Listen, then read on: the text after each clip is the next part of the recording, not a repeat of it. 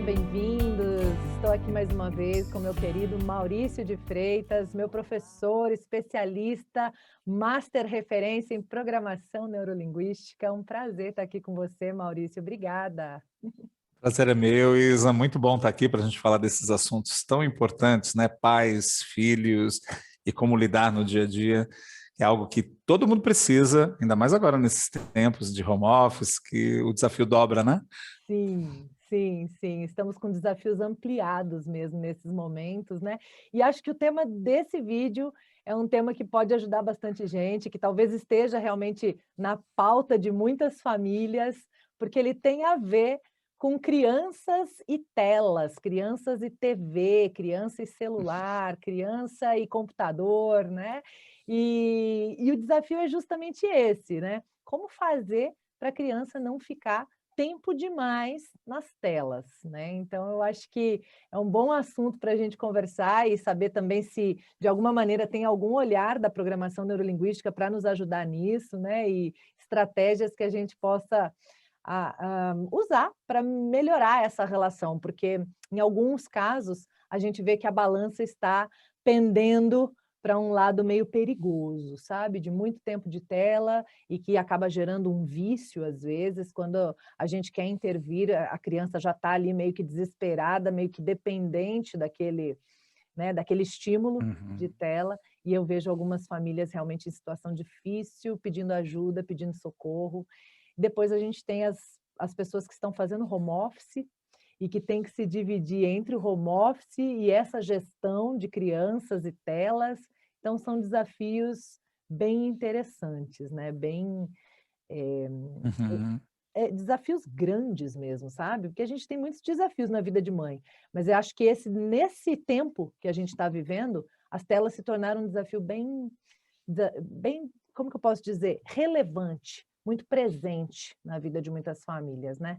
O que você E é pensa sobre preocupante isso? mesmo, né? Porque, afinal de contas, às vezes os pais estão precisando fazer alguma coisa, querem que a criança fique quietinha e poucas coisas funcionam tão bem quanto uma tela, né? Exatamente, A gente vê hoje em exatamente. dia coisas que não via anteriormente, num restaurante, os pais entregando um tablet na mão da criança, e a criança ficando quietinha. O único problema é que realmente essas telas podem ser viciantes até para a gente, né? Não só Sim, para a criança, pode sim, ser viciante. sim, Então imagina para a criança, né?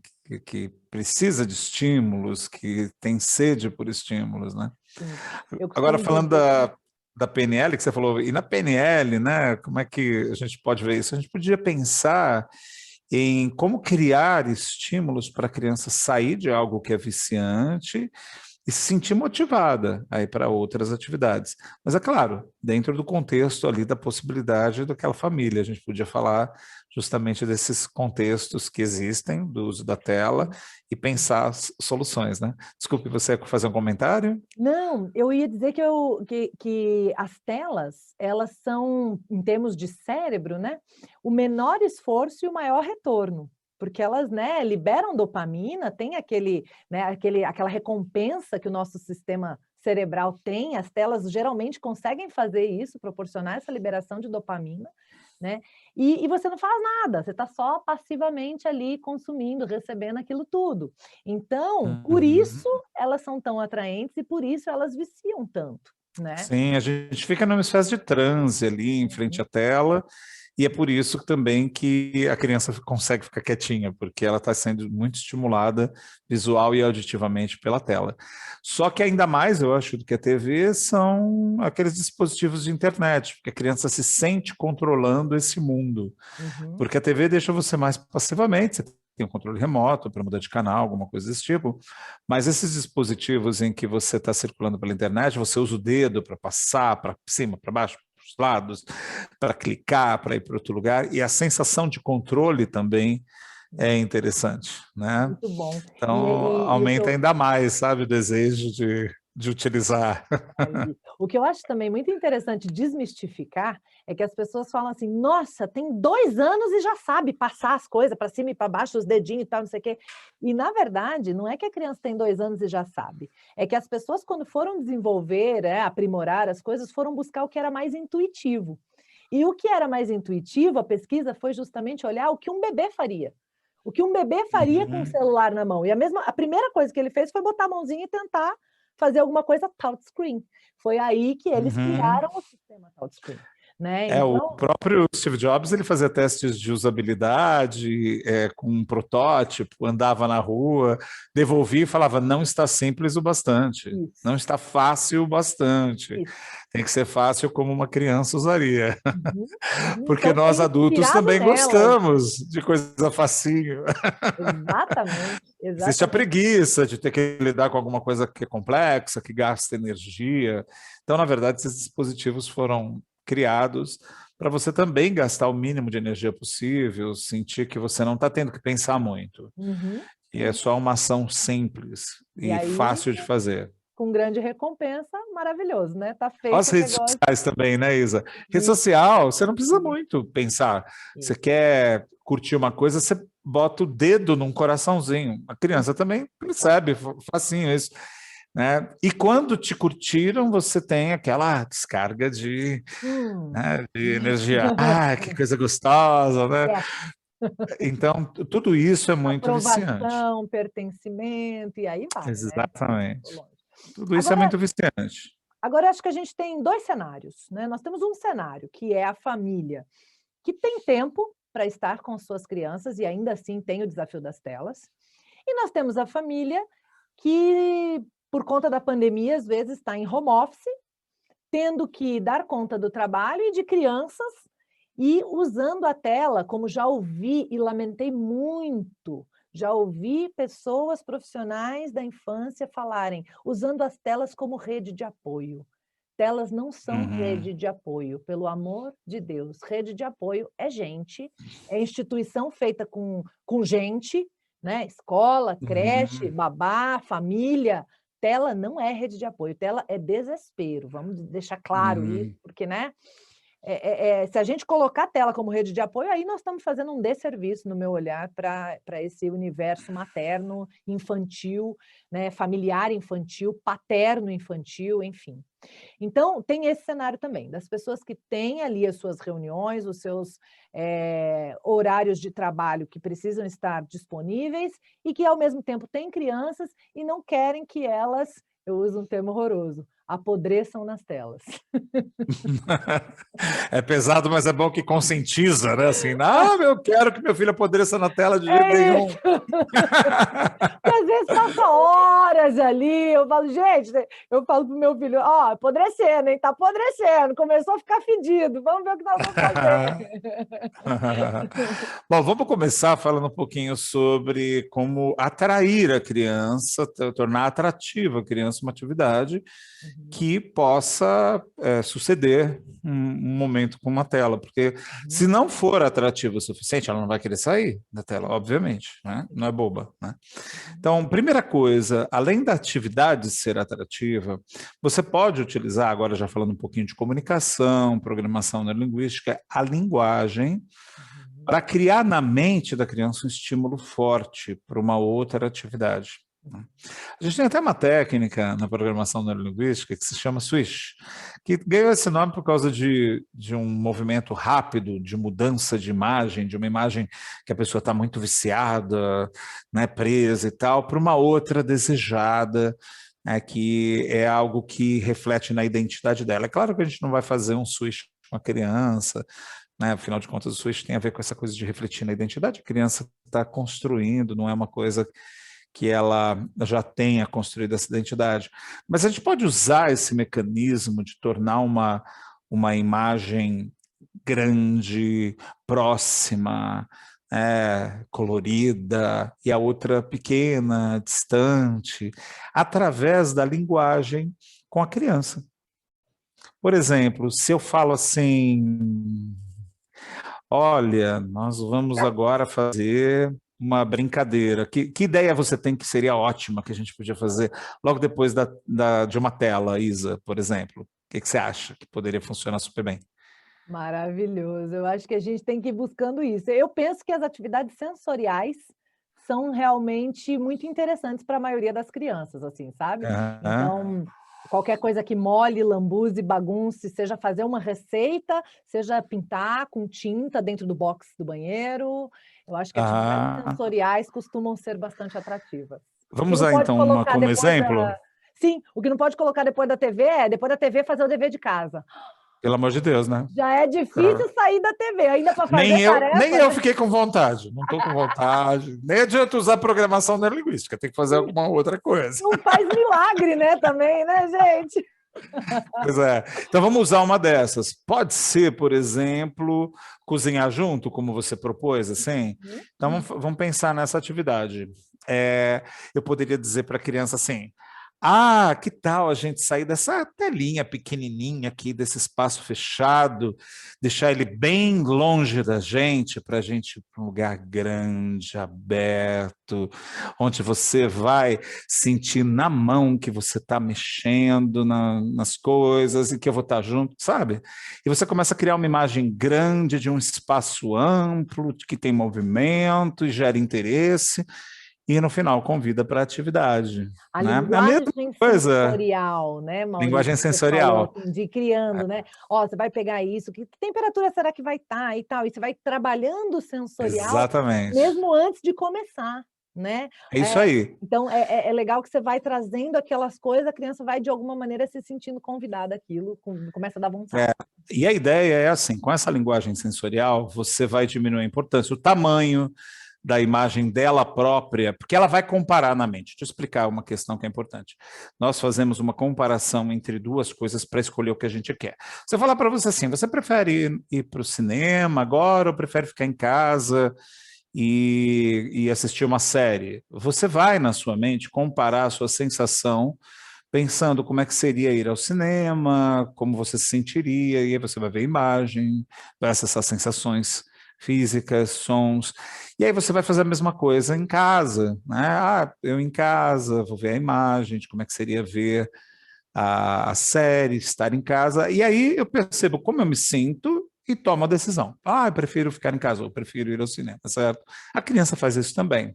Então, sabendo que isso está acontecendo, para que ela tenha vontade de sair da tela, você vai construir uma imagem sedutora de uma outra atividade, criando imagens grandes, coloridas, né, com movimento, os sons da atividade, as sensações físicas da atividade, e deixando isso perto da criança, ela imaginando que ela já está chegando pertinho disso, vivenciando, entrando na cena.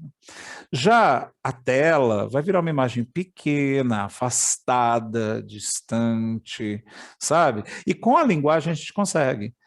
Se eu chego para você, por exemplo, e falo, Isa, vamos sair aqui dessa coisa que você está sentada, sem fazer nada, na tela. Olha, aí a tela distante, você só olhando. E agora nós vamos para um ambiente que é muito especial, grande, olha, 3D, você vai ter todas as paredes para brincar à vontade. Imagina com cores. Nós vamos para o box, vamos levar tintas, você vai pintar, colorir as paredes todas, o ambiente vai estar todinho à sua volta, você vai poder brincar com o chão, com cada uma das paredes, você vai poder ficar livre, você vai ver muita cor, e aí vai ficar aquela telinha aí que você estava longe, longe demais, você nem vai querer mais. Uhum, você vai Um switch trabalhando isso. brincando, Uhum, sabe? uhum. Deixar uma coisa pequena, distante, pouco atrativa, a outra grande, a criança dentro. Você vai usando a linguagem. A tendência é gerar motivação quando Sim. você usa isso. Isso para qualquer coisa, qualquer atividade que você quer motivar a criança a fazer, você pode utilizar a linguagem para convidá-la, né? Quando a gente está em casa, a gente pode até se ajudar com elementos da próxima atividade, né. E você estava falando, eu me lembrei de uma vez que aconteceu com o meu filho, que ele estava com acho que perto de 3 anos e eu queria que ele fosse para o banho.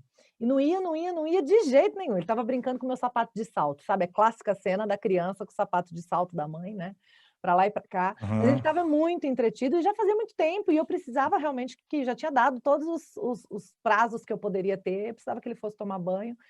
E aí não ia, não ia, não ia, nada que eu falasse convencia. Eu peguei 2 potinhos de brinquedos, os brinquedos dele, assim, e trouxe com água para a sala, um com água, um sem, e fiz assim, ó, bora tomar banho?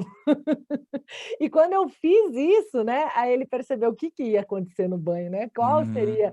Então, assim, ficou muito Excelente, ótimo, porque além da linguagem, você trouxe um elemento isso. mesmo, fica ainda mais E às visual para ele. Ele isso. veio, ainda ouviu o barulhinho da Isso. Às água, vezes em né? casa a gente tem essa possibilidade, sabe. Você vai convidar para fazer uma receita, já traz a bacia com a colher de pau, a coisa e tal, que você começa a criar aquele, né, a degustação, vamos Hum. dizer assim, né. Tem uma degustação ali já, que pode ser interessante, né. A gente também às vezes Uma as coisa pessoas falam: também, "Ah, Isa, é convidei", né. curiosidade, sabe? Se você deixar alguma coisa que vai ser surpreendente, alguma coisa que ele não sabe ainda o que vai acontecer, alguma coisa que tem um elemento de surpresa hoje, Uhum, nessa atividade. Só que uhum. aí tem que depois cumprir, né? Com a promessa de Claro. que tem elemento Claro. de surpresa. Mas pode ter, é fácil até, você vai falando, eu vou me enchendo a cabeça de ideias, vamos supor que seja, uma receita ou a tinta para pintar no box, né. Você: "Ó, eu escondi uma coisa lá no banheiro, quando você achar, é o que a gente vai fazer na próxima atividade".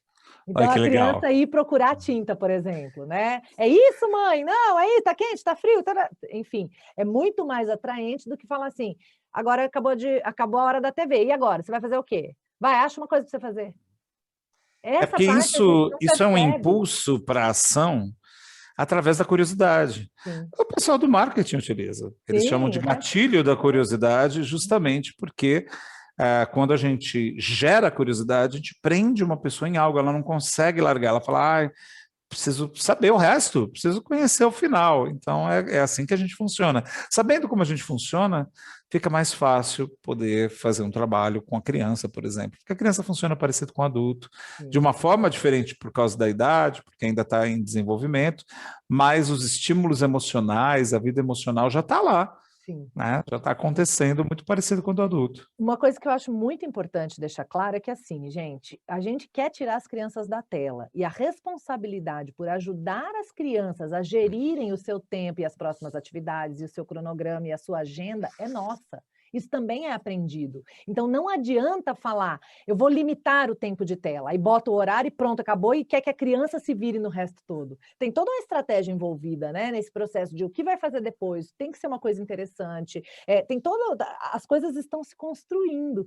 Então jogar tudo na mão da criança e dizer só que vai limitar o tempo de tela, não é suficiente, né, pode realmente Eu acho que isso ser não é possível, porque é, até há muitos adultos com dificuldade de gestão da sua agenda, das suas tarefas diárias. Imagine uma criança, né? imagine uma criança. Então alguns elementos podem ajudar, eu acho que desenvolver a rotina, colar na parede junto com a criança participar desse processo, colocar sempre uma atividade atraente depois do tempo de tela, sempre alguma coisa divertida, legal, empolgante, e usar alguns recursos como a ampulheta, eu gosto muito da ampulheta, né, ou algum outro dispositivo de marcar o tempo, de tal forma que a criança fique concreto o passar do tempo para a criança. Uma criança de 2 anos consegue entender que a ampulheta significa ali o tempo passando e que quando está acabando a areinha, são os últimos momentos que ela tem daquela atividade. Hum. E isso acontece um preparo interno. A gente não sabe porque é inconsciente, é tão automático que a gente não se dá conta.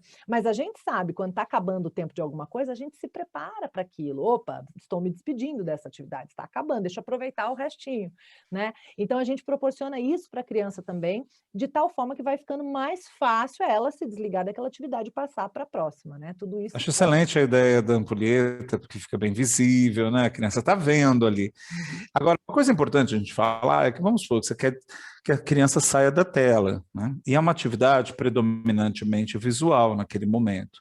Seria importante trocar por uma atividade também que tem elemento visual muito atrativo, tá?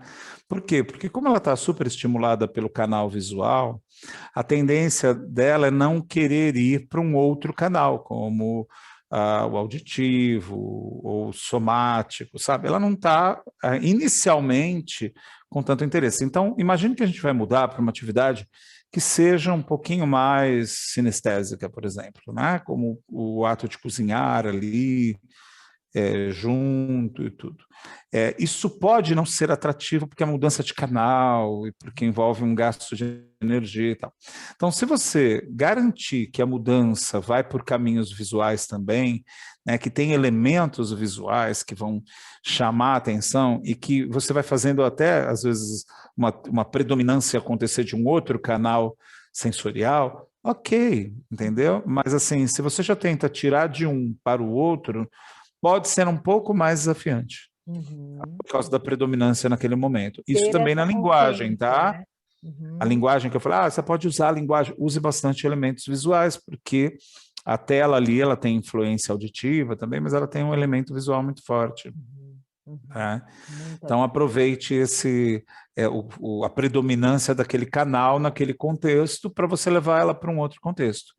E aos poucos dá para migrar, inclusive, mudar de predominância. Eu estou usando aqui um conhecimento que vem do Milton Erickson, Uhum. quando ele queria levar uma pessoa para um transe, numa direção diferente de onde a mente dela estava, ele percebia a predominância representacional da pessoa, ele acompanhava os canais representacionais, por exemplo, se era uma tendência mais visual, a pessoa está falando, se comunicando através de imagens, tal, ele começava entrando no mesmo canal representacional, isso cria rapport, isso cria sintonia, não destoa da experiência que a pessoa está tendo naquele momento, e aos poucos ele ia sobrepondo os outros sistemas representacionais, que são auditivos, estímulos sinestésicos, olfativos, gustativos. Tá? Perfeito. E quando ele fazia isso, a pessoa nem percebia que ela já estava migrando para outros canais e ela entrava, inclusive, num novo transe, um transe às vezes até profundo, graças a isso. Uhum. Tá? Que no nosso caso é entrar completamente numa nova atividade. Então Uhum. veja como é importante isso, a gente saber. Porque de repente você começa a falar uma linguagem, a criança está lá na tela, você começa a falar uma linguagem o tempo inteiro só auditiva, né, falando de alguma atividade que tem a ver com Uhum. audição, Uhum. ou uma atividade sinestésica, em que a pessoa começa a falar de sensações físicas e tal, mas a criança está na tela e isso destoa. Ela já vai falar, não, não, Uhum. não. Uhum. Uhum. Agora, se você entra nesse mundo de imagens e leva ela para um outro mundo, né, aí sim a coisa vai funcionar. E é tão Aí você fala, interessante. mas Maurício, e se não for tão visual a atividade? Dá para transformar, talvez? Que nem É, você falou de chamar a criança para cozinhar, dá para colocar elementos visuais atraentes no discurso e depois na atividade? Mesmo que depois de um tempo fique mais, talvez, no olfativo, sinestésico e tal, no mover as mãos, usar as coisas. Será que dá para a gente criar algo mais visual nessa atividade para tirar a criança da tela? Acho que dá, né, Isa? Você tem alguma ideia sobre não, isso? o mais interessante que você está falando é que me ocorre uma metáfora de ponte. Nós estamos falando de ponte, né? Não é que a outra É, atividade necessite ser também visual, mas uma ponte visual entre um canal exatamente. e outro, né? Para os alunos, gente, sistema representacional, ele está trazendo que é lindo, rapport, acompanhar o canal para depois conduzir para outro, né? E ainda linguagem de influência do Milton Erickson, né? Então, assim, um Uhum. combo de técnicas aí, para quem já sabe do que nós estamos falando, quem já entende de PNL. Quem não entende também, o Maurício está colocando de uma forma bem didática para a gente entender tudo que a gente está usando aí nesse processo. E às Se a vezes. gente for traduzir um pouquinho, né, que você colocou, puxa, as pessoas talvez não conheçam, né? Uhum. É você usar na linguagem palavras dos cinco sentidos que predominam na atividade. Por exemplo, alguém está olhando uma tela, É, ela também está ouvindo sons, mas provavelmente o visual da tela chama muita atenção dela. Então, que tal usar palavras que são visuais também, né? Por exemplo, falar assim. Olha, a gente vai hoje fazer um bolo coloridíssimo. Você nunca viu um bolo tão colorido. Existe, eu não sei se a pessoa sabe fazer um bolo colorido, mas eu já vi bolos bem coloridos. Estou dando um exemplo, tá? Então mas você está ó, usando uma palavra que estimula a atividade visual na mente da criança. Então ela cria uma imagem, ela fica interessada em ver, em fazer aquilo que ela viu na mente dela. Então a gente está usando palavras dos cinco sentidos. às Sobre o vezes. rapport, é você não tentar bater de frente e descombinar, é você entrar no mesmo Uhum. jeito da pessoa, a mesma atividade da pessoa, é se aproximar mesmo, entendeu? Sem tentar bater de frente. Só para a gente simplificar, talvez, né, Isa, para Sim, quem sim, não conhece muito. maravilhoso. Só para fazer rapport com quem também não conhece, né? Pois é, pois é. Maravilhoso, é muito bom. Eu penso que, assim, às vezes a gente tem aquela ânsia da criança sair da tela e andar de bicicleta, sair da tela e jogar um futebol, né, aí pode rolar realmente isso que você colocou, né, e geralmente é a nossa expectativa, é que ela saia da tela para uma atividade super sensorial, ou super, né, movimento, ou super, e às vezes acaba não tendo essa transição cuidadosa. Então, às vezes, na linguagem, em vez de falar: "Vamos lá jogar bola", a gente pode retomar alguma coisa. Lembra aquele gol bem no cantinho que você fez? A gente já consegue ativar o Uhum. visual, Ó, né. agora, a Isa está falando uma coisa bem legal, que é você usar também memórias Uhum, boas, obviamente. uhum, Ótimas memórias que estão ali gravadas com cenas que você sabe que a criança teve um estímulo sensorial grande e teve emoções, uhum. né? Ficou emocionada com aquilo. Isso é poderoso, tá? Que é Poderoso. você acessar experiências através da memória que vão trazer um estímulo bem forte. É uma das coisas bem poderosas que podem ser feitas. Sim, Tá? muito legal. E Às mesmo que você vezes falar, vamos jogar bola, né? Que é uma atividade, as atividades físicas são predominantemente sinestésicas, obviamente, mas elas acontecem em locais onde há imagens, uhum, né? Sons também, tudo. Então, quando você convida para sair da tela, começa fazendo esse rapport, essa sintonia, falando um pouco dos aspectos visuais, né? Então, olha, como vai ser legal, por exemplo, você ver os seus amiguinhos lá no campo e lá no campo, lembra que em volta tem um monte de árvores. Começa estimulando o visual, porque ela vem rapidinho nas imagens, aí você traz as outras coisas e vai mudando, né? Vai estimulando outros aspectos também, para que ela tenha vontade de fazer isso, dele. sabe? Ô Uma Maurício, outra coisa que é possível fazer também é, nesse momento, você já começar a ajudar a criança a movimentar o corpo, né? Porque existe essa atividade sinestésica que ficou muito adormecida na frente de uma tela. E a criança pode estar com uma preguicinha aí de se movimentar, de fazer algo, está querendo continuar daquele jeito, que é bem confortável, né? eu ia te falar uma coisa agora pensando nas famílias que estão ouvindo isso tudo e falando: "Ah, tá, isso no caso da gente ter tempo de acompanhar a criança para cozinhar, ou para ir para jogar bola, ou para ir".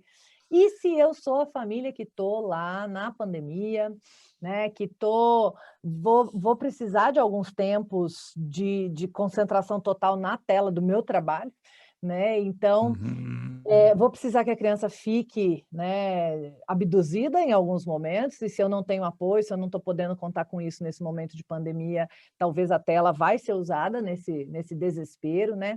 Então, que a criança fique na tela em momentos já estratégicos, né, que a gente já pense Uhum. quando vai ser aquela reunião que eu não vou poder ser interrompida, e então que eu escolha esse momento do dia para a tela. O que que você acha? Tem mais alguma coisa que a gente pode fazer nesse caso? Eu fiquei com vontade de fazer umas perguntas para você. Vamos ver se Vamos. você consegue ajudar com isso, porque imagina assim, que tem um pai e uma mãe, os dois em home office, numa casa, num apartamento. E aí eles podem dar um certo nível de supervisão, mas tem momentos que não. Então, isso que você falou é ótimo. De repente, num momento que tem uma reunião importante, você não pode ser interrompido, pode ser que seja o horário para a tela, né, da criança ficar na tela. Mas e aí? A maioria das coisas que a gente andou falando, vamos cozinhar junto, vamos jogar bola, vamos fazer uma pintura no banheiro, geralmente precisa de algum nível de supervisão. Uhum. Tá? Que ideias poderiam ser simples o suficiente para a pessoa que está ali em home office conseguir fazer uma supervisão assim, um pouquinho mais esporádica, ou ficar de olho, né? Eu me lembro quando eu era bebê, né? Minha mãe, ela trabalhava muito, mas ela tinha um campo de visão vasto para um lugar que eu ficava. A visão periférica das mães. Ela conseguia trabalhar, atender clientes, porque ela era cabeleireira, mas ela tinha toda uma visão ali de um quintalzinho, mesmo de uma área da casa também. Então ela via o que eu estava fazendo, né? Que ideias você tem por exemplo, para essa situação, porque é desafiante para essas Sim. pessoas. De repente, elas não podem ali parar de trabalhar, mas elas podem supervisionar um pouquinho, dar uma olhada, voltar, isso elas conseguem. E tem aquele momento que não dá mesmo, que talvez eles possam usar a tela, né, porque tem, sei lá, tem uma reunião super importante, não pode ser interrompido de jeito nenhum. Mas e essas outras atividades que necessitam ainda de alguma supervisão, mas que pode ser uma supervisão um pouquinho mais discreta, né? Ou tem que ser criativa, né? Que Penso, ideias vêm à sua mente, eu Isa? penso algumas coisas quando você fala isso. Uma delas é a gente desplugar, né, tirar o computador da tomada, se tiver com bateria, ou encontrar uma tomada em outro local. E, por exemplo, a criança vai fazer uma pintura no box do banheiro, né? Ela só precisa que a gente esteja de olho ali para não acontecer nenhum acidente, nenhum problema, nenhuma situação. Uhum. Mas a gente pode trabalhar e estar ali, então coloca a tela, né, de Adorei costas sua ideia. para o Olha aí, box notebook, né? e Notebook, trabalha os ali. nossos laptops. É excelente a ideia. Ainda mais Outra sabendo que o nosso cérebro, na fase em que nós temos filhos, ele fica mais multitarefa. Não sei se vocês sabiam aham, disso. Tem aham. pesquisas falando disso. Então, aí que bom, né? Dá para você Maravilhoso. trabalhar. Você só vai ficar ali com a tal da visão periférica. Se acontecer algo indevido, você está lá, você vê, né? Até Que ótima porque ideia. Olha, que legal. Para melhor você que estava achando, ai, como é que eu faço? Aí, já tem um jeito. Mas tem gente que está assim, Ih, vou ter que comprar um laptop, porque o meu é desktop. Acho que ai, todo meu mundo hoje em Deus, dia tem trabalha dispositivo no móvel. celular, o que você puder fazer no celular. Vai a hora de responder e-mail Pois pelo é. Ó, ótima ideia. Ah, a Isa tem as ideias todas aí. Ô, Já deve ter Maurício, passado por muita situação, né, Isa? não, muitas, muitas. A maioria que eu estou falando aqui eu já fiz. Só falar uma coisa, eu falei da minha mãe, né? Porque a gente às vezes não toma consciência das facilidades da vida moderna. Minha mãe não tinha como desplugar alguma coisa e sair por aí me acompanhando. Olha como a mãe de hoje tem mais facilidades que daquele tempo, né? Tem vantagens e desvantagens em todas as posições, é impressionante. Vamos focar nas vantagens, né? Com certeza.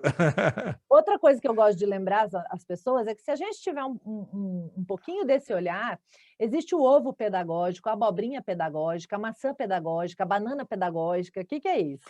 É, você leva 7 minutos para cozinhar um ovo, né? Então, se você pôs lá a água para ferver, depois da água fervida, marcar 7 minutos, os ovos estão cozidos. Se você pegar esses ovos e esfriarem com água fria, eles esfriam também em mais 2, 3 minutos, né? Então, nesse processo de 10 minutos, que você não precisa nem ter pensado muito antes, pode ser que você pensou por hora, né?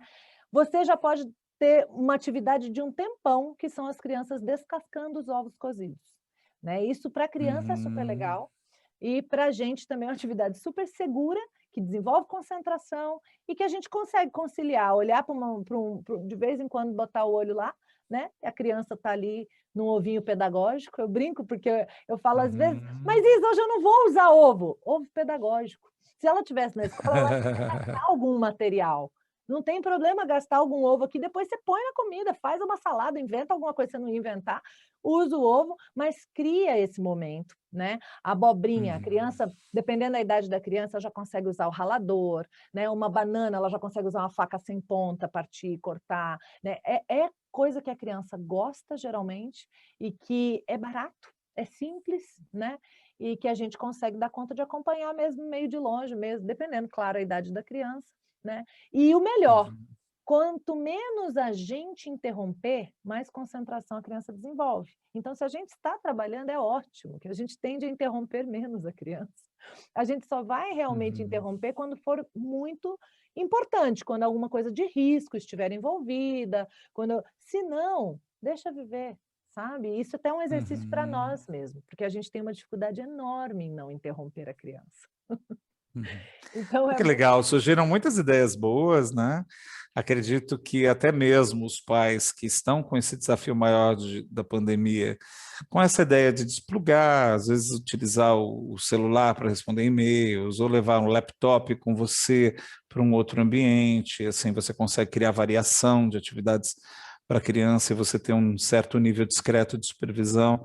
Eu acho que a gente conseguiu cobrir várias coisas boas aí, né? A Para ideia poder. essa, né? Dar uma ajudazinha, pelo menos, né? Porque a gente precisa alinhar a expectativa também, né, Maurício? Às vezes a gente quer milagre, né? A gente quer que uma criança de 4 anos, sem supervisão, nos deixe trabalhar concentradamente o dia todo. Não vai rolar, né? Então a gente também precisa Uhum. ter aí um nível de expectativa alinhado com a realidade, né? Tem coisas que não são Com certeza. eu falo, tem algumas pessoas que não estão com problema de tela, elas estão com problema de agenda. Elas não adequaram a agenda delas para uma realidade de vida com filhos pequenos, né? Emoções negativas geralmente vêm, tem N fatores, causadores, mas vamos falar da questão da expectativa. Quando eu tenho uma expectativa de realidade e a realidade não me atende, ela está abaixo da minha expectativa, vem uma emoção negativa. Sim, Agora, o que a gente faz para resolver isso? sim. A gente luta contra a realidade? Algumas vezes é possível mudar a realidade, mas tem vezes que não. Então, o que você faz nesse caso?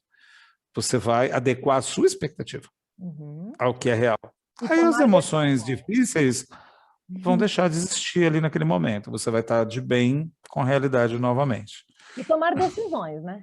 Porque, às vezes, só esse ajuste de expectativa de, ok, meu filho vai ficar o dia inteiro na tela é perigoso, né? No caso de mães e pais. Ah, não, Então, não é isso aí não, tomar hein? Porque vai decisões. que a pessoa interpreta isso, que Vai fala, que pensou ajuste as isso, né? expectativas, deixa ele 8 horas na tela. Não, não, não. Tudo bem Ajuste na as pandemia, expectativas, né? Cuidado, ajuste as expectativas, não esperando que a criança não decore. precise de supervisão, mas também faça a sua parte com a supervisão, porque vai precisar que ela tenha vários estímulos diferentes, atividades diferentes, porque, olha, tela vicia. É Vicia você desafio, também.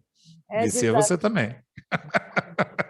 Eu tenho que estar esperta com isso, porque a gente trabalha com isso, né? E eu gosto, né? Então eu de vez em quando tenho umas Aham. fases que eu me vejo entrando nos mesmos aplicativos para olhar coisas que eu acabei de ver. Eu falo, opa, opa, espera aí, né? Uhum. Então, ficar atento aos sinais aí. Que delícia, Maurício, muito bom. Acho que a gente conseguiu trazer uma luzinha no fim do túnel para algumas pessoas aí, espero que sim. E quero te agradecer muito, muito, muito pelas, né, informações tão relevantes e sempre tão bom te ouvir, a forma como você fala é tão fácil de entender, né, tão agradável. Muito obrigada por mais essa contribuição, viu? Eu que agradeço, Isa. Muito obrigado por me ajudar a participar de algo que eu tenho certeza que vai ajudar a vida de muita gente.